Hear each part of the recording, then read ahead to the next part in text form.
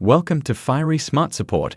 My name is Peter, your virtual Fiery XF assistant, and in today's video, I would like to show you how Fiery XF uses Fiery Account so far. So let's get started.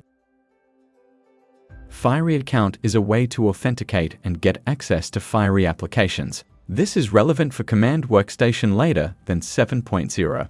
Your Fiery account can be a personal one or can also contain company information. Some functions are currently only used in the cutsheet usage of CWS. For the upgrade process of the XF product family, it is only relevant to create a personal Fiery account. Once you open Fiery Software Manager, you will have an overview which parts are available for upgrade. Fiery Software Manager will handle the next steps.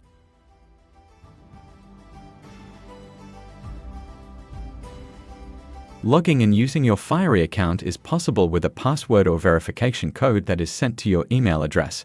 Afterwards, you can download and install CWS and CPS updates. Fiery XF Server will still be upgraded like before, using Fiery Server Control.